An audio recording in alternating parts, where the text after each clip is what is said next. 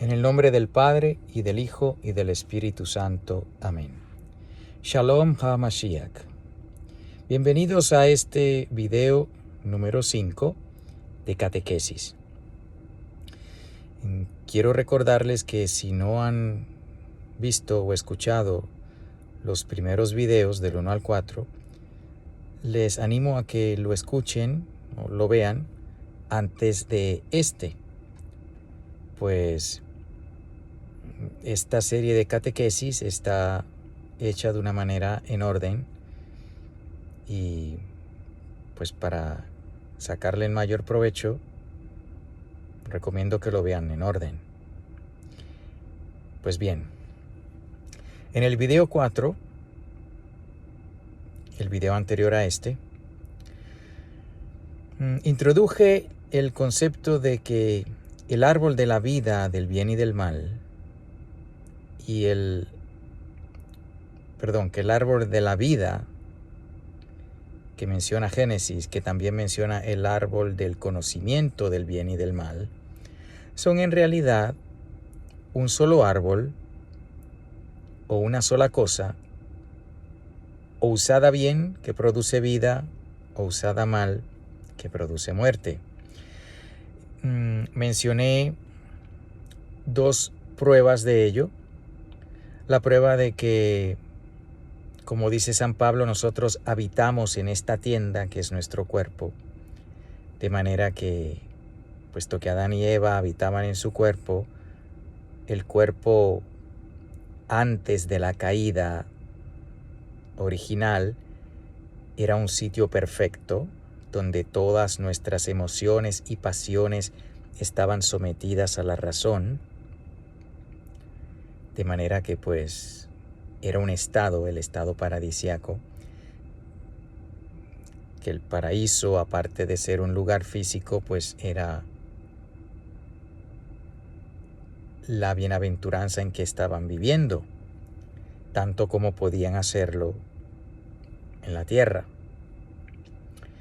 La segunda evidencia que mencioné, no en ese orden, es que Dios hizo todo bueno, de manera que el concepto de un árbol que produzca muerte va en contra de lo que nos enseña el Génesis, que todo lo que hizo Dios es bueno. Quiero mencionarles también que las citas que mencionaré en este video, así como las que he mencionado en el anterior, la pueden encontrar debajo del video, en la descripción, o si es en el sitio Un Hebreo Católico, pues debajo del video. Una cita que estará ahí es cuando Dios nuestro Señor le dice en Génesis que todos los árboles con semilla están creados para la alimentación del hombre y para la alimentación de los animales. De manera que si ese es el caso, pues no cabe que exista un árbol que produzca muerte. Vamos a seguir con las evidencias. El Catecismo de la Iglesia Católica, en un número que pondré abajo, nos enseña que el lenguaje que usa el Espíritu Santo para decir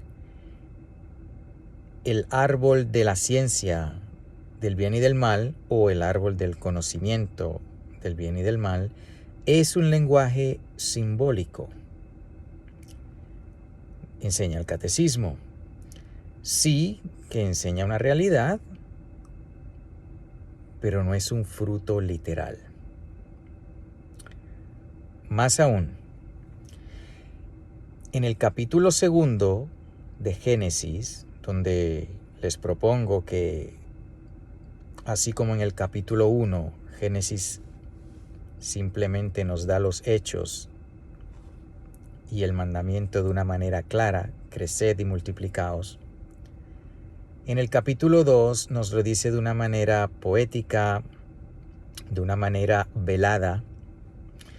Y en ese capítulo 2, donde describe el jardín donde Adán y Eva habitaban, nos dice que había 4 ríos que salían del jardín. Y en un río había el oro, en otro río había bedilio, en otro río abundaban diferentes elementos en cada uno de los 4 ríos que salían del centro del jardín. Esto también puede ser una referencia a las 4 extremidades del cuerpo, donde era común en aquel entonces y hoy en día de usar joyas para adorno, para embellecimiento. Joyas que unas están hechas de oro, otras de otro metal precioso y demás. Este lenguaje, siendo poético, pues puede referirse a eso. Uno de los libros donde vemos otra conexión es el Cantar de los Cantares del rey Salomón. Vemos también ahí donde el amado describe a su amada y las joyas de su amada, como en el cuello está cubierto con, no sé si es una piedra preciosa o un metal precioso, no cubierto, pero adornado con. Así que vemos aquí otra conexión, que efectivamente ese lenguaje simbólico puede estar refiriéndose al cuerpo humano. Con lo cual, lo que está en el centro del cuerpo es el don con el cual todo ser humano obedece a Dios o desobedece con ese primer mandamiento que el Señor le dio a la humanidad. En el libro del Cantar de los Cantares también vemos cómo la amada, de hecho, si no han leído el libro del Cantar de los Cantares, les invito a que lo lean, pidiéndole al Espíritu Santo iluminación. Es un libro muy hermoso y, como enseña la Iglesia en otro punto del Catecismo, que todos los pasajes de la Biblia pueden tener hasta 4 significados diferentes o 4 aplicaciones diferentes. Una de ellas es la literal, la que habla de lo que está ocurriendo en ese momento. Otra se le aplica al pueblo de Dios en su vida, en su trayectoria, en la historia. Otra aplicación de un mismo verso, de un mismo versículo, un pasaje de la Biblia, se refiere a nuestro Señor Jesucristo, a Mashiach. Y otra aplicación de un mismo verso puede ser en referencia a las últimas cosas, a la parusía, a cuando Él regrese. En fin, pondré esa cita del Catecismo también. Pero basado en eso, vemos que cuando el Cantar de los Cantares está hablando en un momento dado sobre la amada y la describe como un jardín, la describe que en ti hay una fuente sellada y la describe como con montañas, valles, demás cosas, la describe llena de frutos como en un jardín. Todo eso, el Cantar de los Cantares, todas esas descripciones que son descripciones de un lugar como un jardín, se le da a la amada,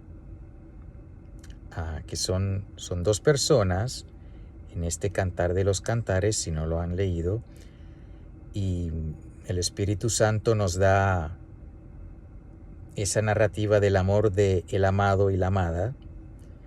Los místicos, los doctores místicos de la Iglesia han visto ahí, aparte de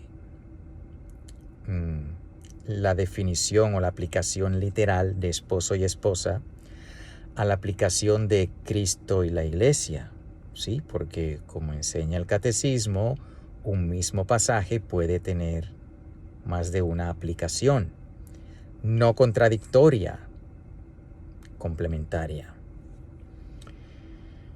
Pues cuando el Cantar de los Cantares se refiere al cuerpo de la amada como un jardín, o describiéndolo como si fuese un jardín, pues es otra prueba de que esto que les estoy proponiendo pues tiene sentido y que no va en contra ni de la palabra de Dios ni de la enseñanza de la iglesia.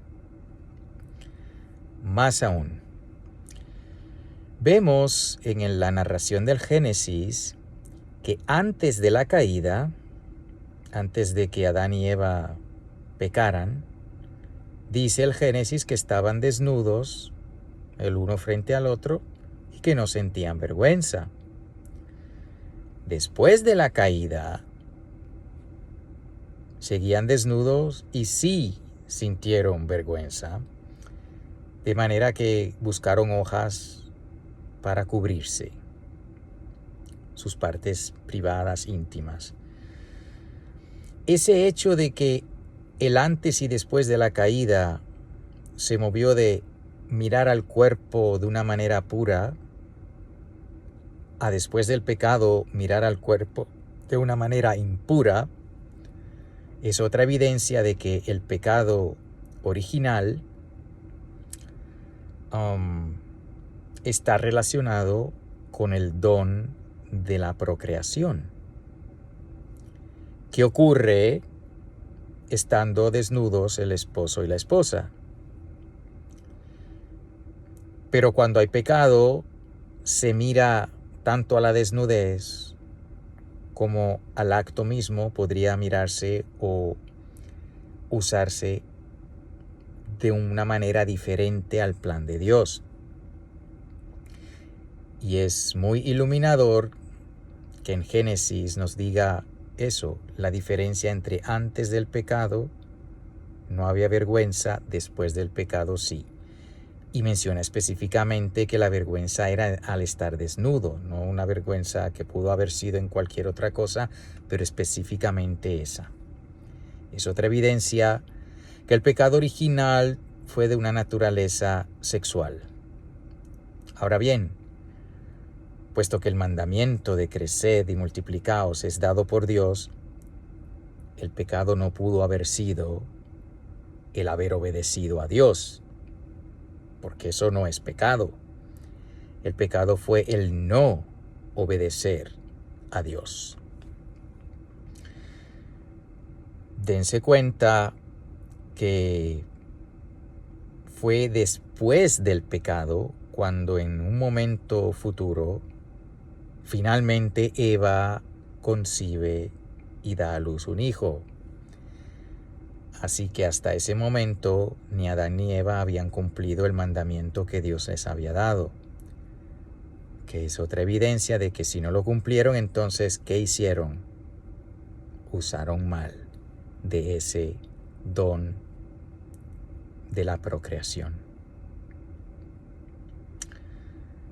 Bueno, ya he llegado a los 13 minutos. Continuaremos. Antes de terminar, tal vez se pregunten, bueno, ¿y cuál es la importancia? ¿Por qué querer averiguar cuál fue el acto específico que incurrió o que se convirtió en el pecado original? Pues ya verán más adelante.